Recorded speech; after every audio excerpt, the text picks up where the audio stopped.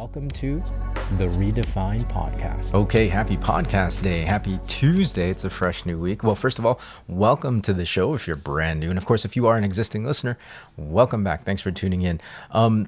So last Thursday in the last episode, we talked about the importance, how to effectively create curiosity with your social media posts, right? And what we landed on was really honing in on and focusing on sharing your story and your journey, as opposed to putting focus and emphasis on your products and services and the features and the benefits, right? And it's a difference between people feeling like they're being sold to and people feeling like they're being included into your journey, right? At least getting a peek into your life, basically.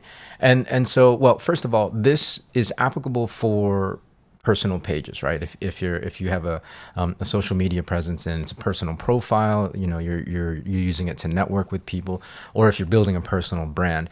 Today's conversation doesn't apply so much to like business pages and company pages where you are actually building an identity and a brand around that thing, that entity. And therefore, of course, you do want to kind of talk about the products and services because it's part of the company's and the business's story, right? But for yourself, you kind of have to separate that because people will get drawn into and attracted to and connect with your story, the human side of it.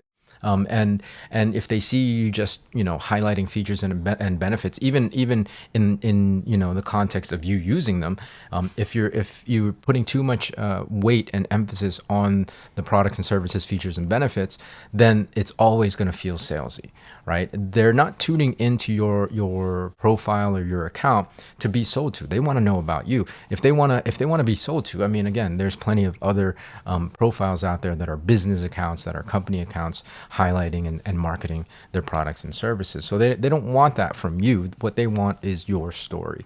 And so that's why it's super important to focus in on that.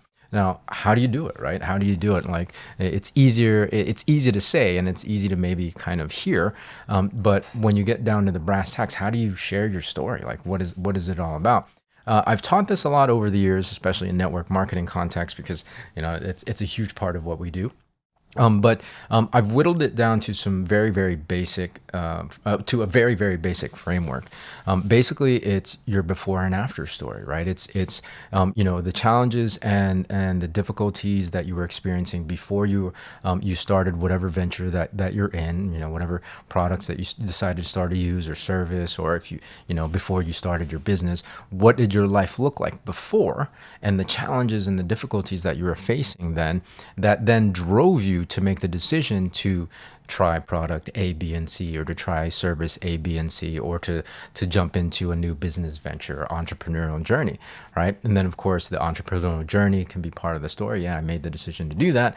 And then afterwards, what changed, right? What changed in your life, and how did it impact your life? What kind of, what did it mean? What did it change in terms of like the difficulties and the challenges you were facing? How did that relieve those challenges?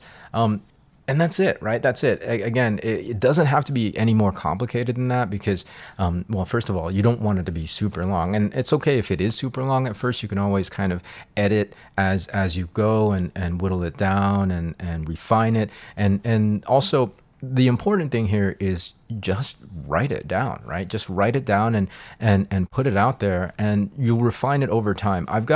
It's taken me, obviously, I mean, I've been in the network marketing profession for nearly 20 years.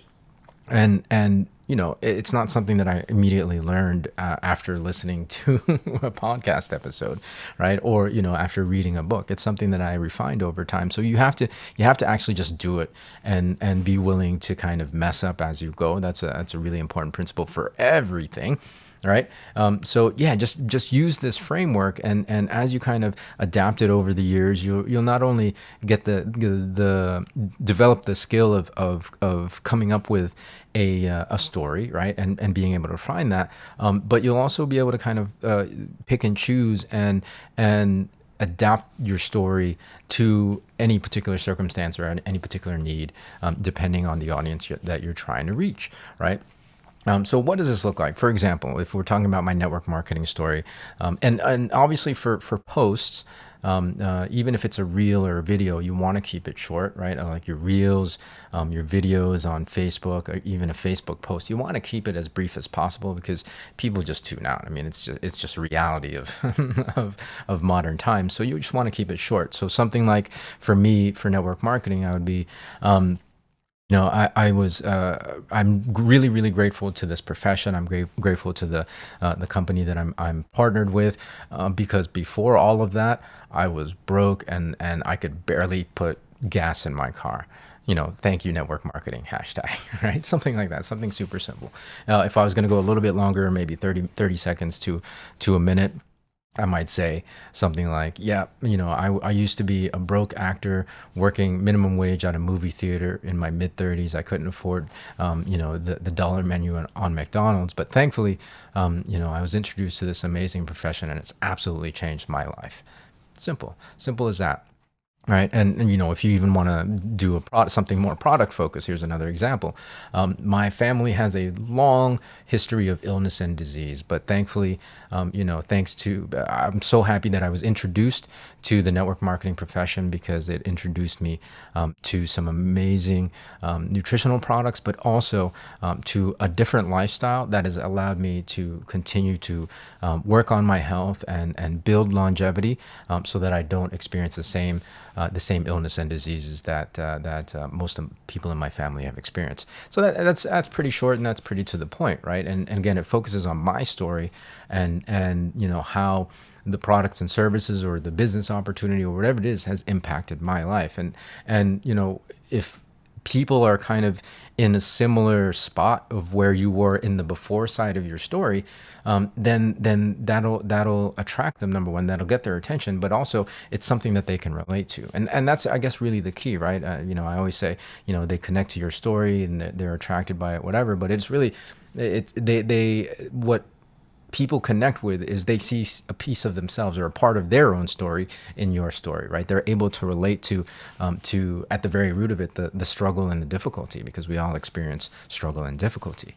And so knowing that, number one, you also experience struggle and difficulty automatically connects you, but then you showing that there is a way through that and a way to get to the other end, with a happy ending, or at least, a better outcome than when you started, then that gives them an idea or a hope that there might be something out there that, who knows, something that you're offering that also might help them.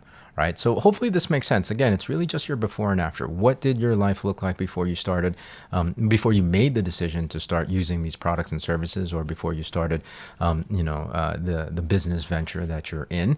What difficulties, what challenges and adversities were you experiencing that drove you to start that journey? And then what did your life look like after you started that journey? Right. After once you decided to make that decision. Short and sweet. Keep it brief, and it should generate curiosity. Enough curiosity where I mean, it's not going to be like, oh, I got a million hits, but enough to get you going, and then you can keep practicing this over time. I would do about maybe 2 of these a week, 80-20 rule, right? Of your posts, make 80% of them, about yourself and sharing, whatever, like what you're doing in the day, whatever you think is pertinent for your audience. And then 20% share, again, your story about how the products and services have impacted your life. And over time you'll improve your skill and you'll, if you do this enough, you'll definitely generate consistently, you'll definitely generate enough interest so that you get a constant stream of people, you get a constant stream of people curious about your products and services or whatever it is that you're offering, right? So that's going to do it for today. Thanks for tuning in. Of course, we'll have a fresh new one on Thursday. So have a great midweek, and we'll see you in a few days. Until then, be well, be safe. We'll see you in the next episode.